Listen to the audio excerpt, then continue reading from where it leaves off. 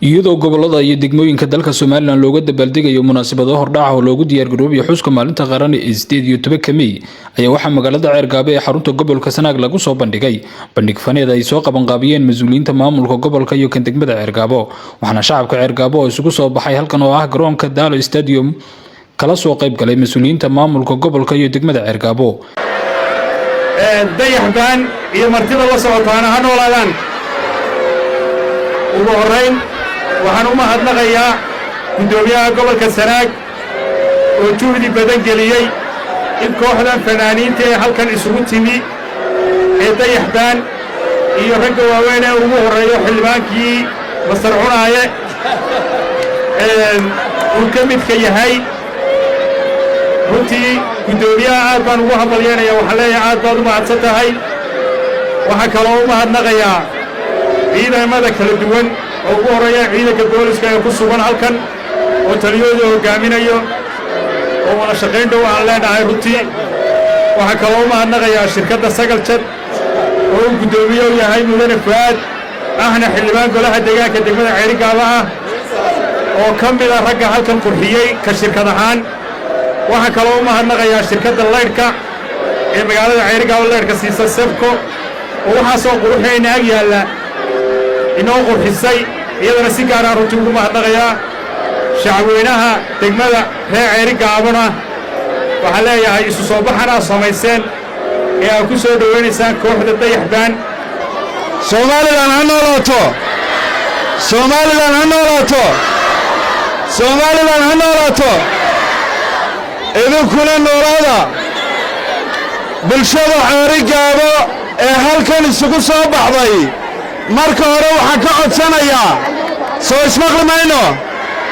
marka hore waxaan ka codsanaynaa inaad nafisiisa siisaan oo aad dib u kala baxdaan marka labaad halkan aynu joogno maanta waxaa inoo martiya kooxdii xidig dayaxbaan baa inoo martiya kooxdii istaariska Soomaaliland gobolada ka soo muujisay waxdaraha maxaynu ku soo dhawaynaynaa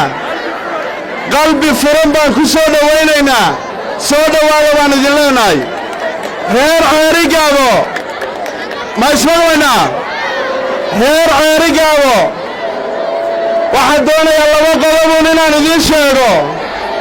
ammaanka gudaha inaad ka qayb qaadataan ammaanka gudaha inaad adkaysaan baan idinka codsanayaa talabaadna waxa weeye halyeeyada qaranka inaad garab istaagtaan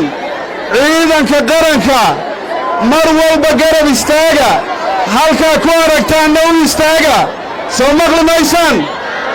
halkaa ciidan qaran ka aragtaan u istaaga maxaa saa u leeyahay farriin waxay u tahay firdhiye iyo inta xamar lagu shiriyo bay farriin u yihiin cad firdhiye iyo inta xamar lagu shiriyey farriin u tahay waxa mashaariic lagu qaatay Sanaag doono Sanaag yaa jooga Sanaag yaa jooga dhibic dhiigayaga ka midi intay nagu jirto waxaanu leenahay Sanaag ku haweyn maysid inanka ra'iisul wasaaraha iyo Xasan Sheekh farriinta aan u diraynaa waxa weeye wallaahi Sanaag intaasaa haysa inta ay milyaano ka badan baa haya ha ku dhimanin Soomaaliland ha noolaato ugu dambeyntiina ay halkaasi heeso ku soo bandhigeen kooxda dayaxbaan oo maalmahanba safar ku mariyay gobolada dalka Soomaaliland isla markaasina ku qabanayay bandhig iyo faneedyo lagu taageerayo xuska maalinta qaran ee 18 May